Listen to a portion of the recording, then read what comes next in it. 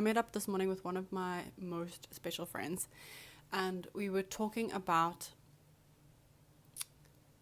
chatting about like work and life and social media and stuff like that. And I mentioned that I'd written like kind of a guide, an ebook, something. And I've been in this habit recently of like minimizing my accomplishments. So doing something like, writing an ebook and putting it out there, it's just like, cool, like I feel really good that I've done that, but like, okay, on to the next thing. And she just like stopped me and she was like, hang on a second, like go back, reverse, tell me about it. Like, what was the process like? How did you come up with like the idea of wanting to do this? And then what did the process of writing it and putting it together and formatting it look like? And so I kind of broke it down, and she was like, she just pointed out that, and she just helped me see that the accomplishment of writing this this ebook is exactly that. It's an accomplishment. I kind of just skimmed over it thinking like, okay, cool, on to the next thing. But I need to learn to, and she said it as well, to take note of the small wins. But this is not a small win. Like, this is really cool. I'm very proud of myself for doing this.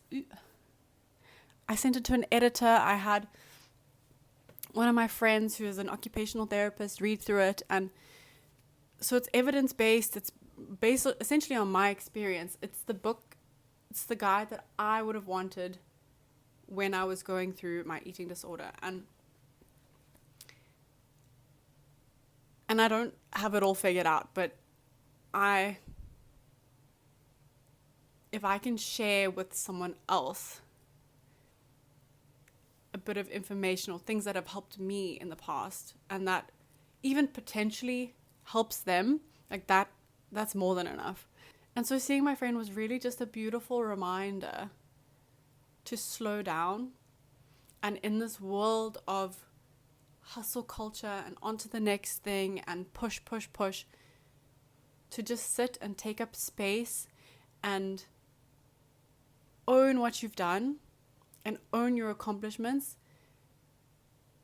And I think that's also what some of the most successful people do. Now this I'm completely making up, but if you can actually acknowledge the good that you've done, that's like law of attraction. You do more good. So if you can acknowledge the good things that you've done, you attract more good things.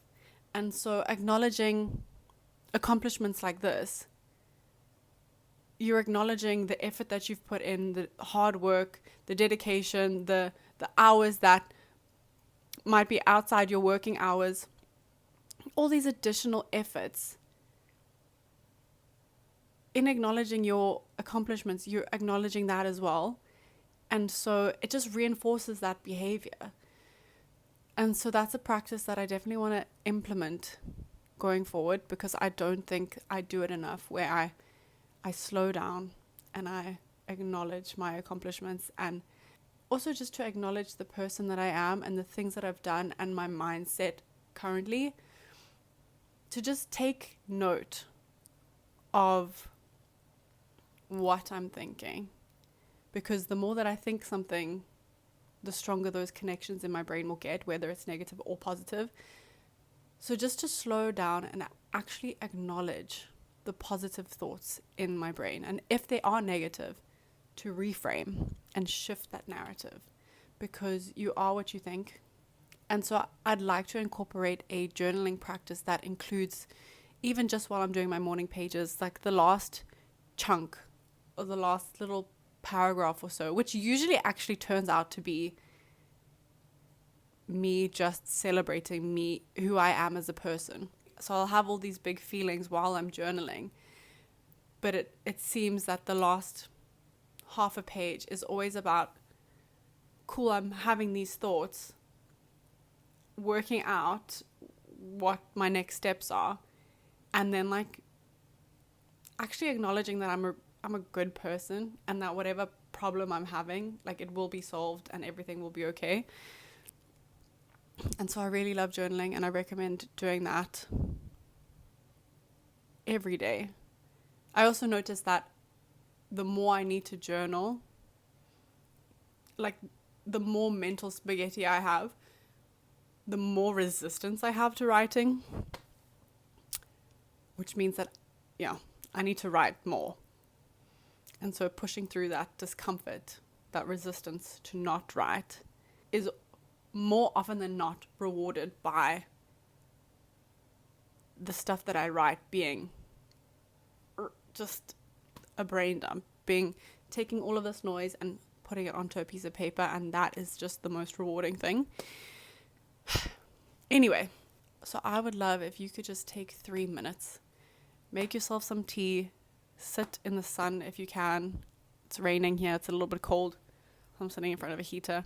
Make yourself some tea and just spend some time acknowledging the things that you've done. I don't want to use the word right. The things that you've done that align with your values, things that you are proud of. Because I don't think we get that opportunity enough, and it's important to make intentional time to do that. So before you watch your next YouTube video, take 3 minutes to jot down things that you're proud of, and bonus points if you're putting pen to paper. So if you're interested in the guide that I wrote, I'm going to leave it down below. It is completely free. There is an option to leave a donation, but no pressure at all.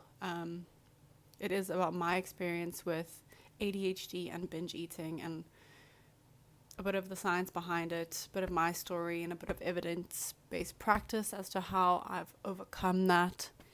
And yeah, it was just really like cathartic and rewarding to write. And so even if you don't have experience with binge eating, I know that a lot of what I've written here applies to maybe like phone addiction or spending money. So it can kind of be translated, and it can kind of be translated into whatever you feel is necessary and applicable for you.